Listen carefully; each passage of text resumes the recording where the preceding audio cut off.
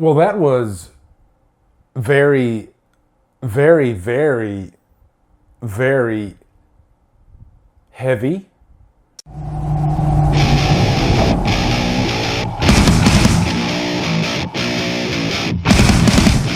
Antlers stars Kerry Russell, Jesse Plemons, and is directed by Scott Cooper. What's up, guys?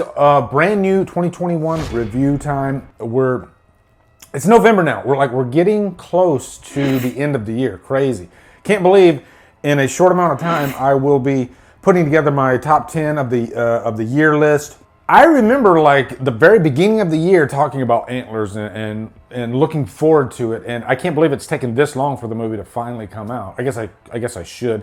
I mean, I don't even know what the original date set for this movie was, but I guess that doesn't matter. That's neither here nor there. But Antlers is a good old creature feature, and I'm glad going into this I had already forgotten about what it was about. You know, I kind of just went into it blind, didn't even watch the trailer again. And I just knew it was kind of a creature feature. Something is going on with Lucas. These drawings belong to a student of mine. This is what was in the mine. It's a diabolical spirit. One thing that really stuck out to me was the director, Scott Cooper. Then I was like, oh, okay, this is going to be good. This is going to be good. So anyway, before we dig deep into that stuff, let's give you a quick plot synopsis. So this movie is set in this small mining town. I want to say it's Oregon. I can't remember, but I think it's Oregon, somewhere like that. But these are characters that are just very dug in, and you know, there's just a lot of depth to them. Our main character, Julia, played by Kerry Russell, she comes back to this town. She lives with her brother, Paul, played by Jesse Plemons. But there are these attacks that are going on. You know, these people are literally like ripped to shreds.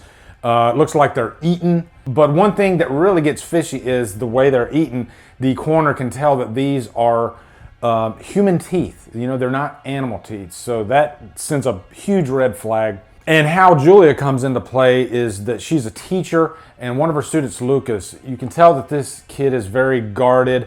You know, something is not right at home.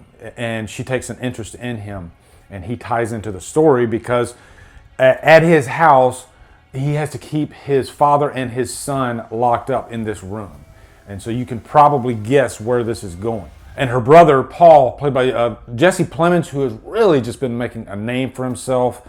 He was in Breaking Bad, Fargo, and I've just been following his career, and he's just excellent in everything he's been doing. Even though he looks a lot like Matt Damon, he's still great in his own right. And one thing I love about this movie too is it shows like the limitations that you get with law enforcement. Nothing against law enforcement. They are amazing at what they do. I'm just talking about the red tape that they have to go through to press forward with a case. And in this situation, you know, Julia, she sees this kid and he is having this trouble at home, and she wants to look in on this case immediately and figure out what's going on, get him out of this situation if need be. And of course, her brother tells her, well, we can't act that fast. We have to go through these specific steps. You know, we're going to check these boxes before we can actually go from A to B.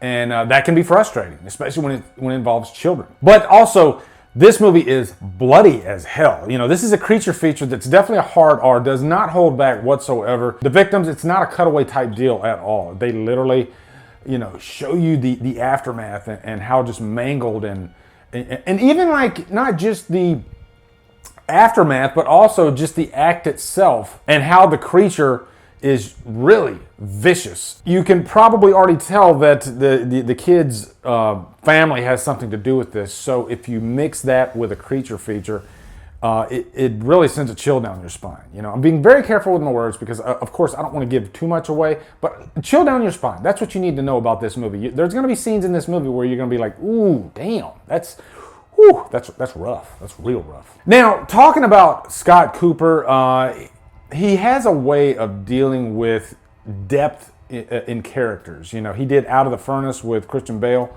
And this movie kind of reminded me of that in the way that the characters, you know, they have this like small town vibe to them. This is a director that's not afraid to dig deep, go beneath the surface. And this is a movie that deals with abuse.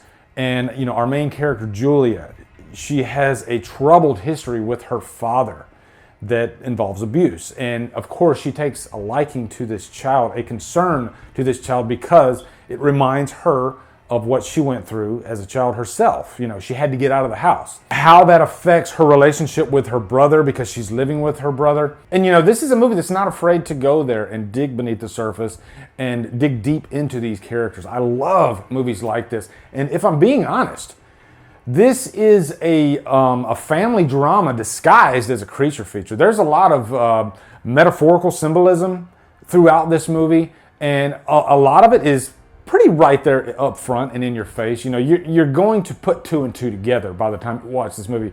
You're going to say to yourself, oh, I see what they're doing.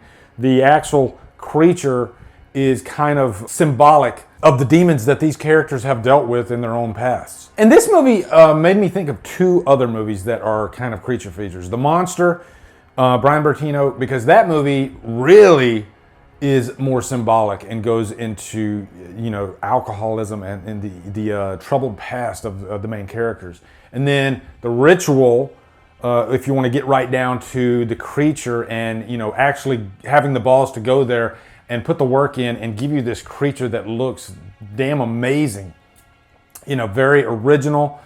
And that's what this movie does. You know, do you want payoff? Yes, we have payoff. You know, at the end of this movie, there is some great creature action, and I think you're going to love just the way it's handled. Because Scott Cooper, he puts the family drama, all that stuff up front, but he's not afraid to still give you the creature feature payoff and the blood and the violence and all that. Everything works great about this movie. And also the children in this movie, you know, Lucas and his little brother.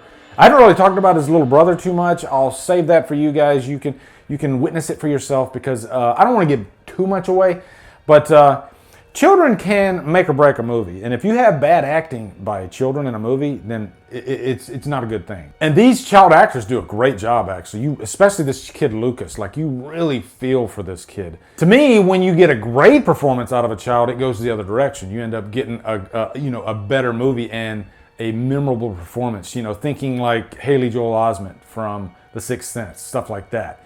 This kid had a very powerful performance, actually. You know, there was something behind the eyes there that I connected with. And I like that connection between Julia and Lucas, because this is a really, really dark and heavy movie. And it's nice when you have this moment where these two connect and Julia tries to bring out a little bit of light in Lucas.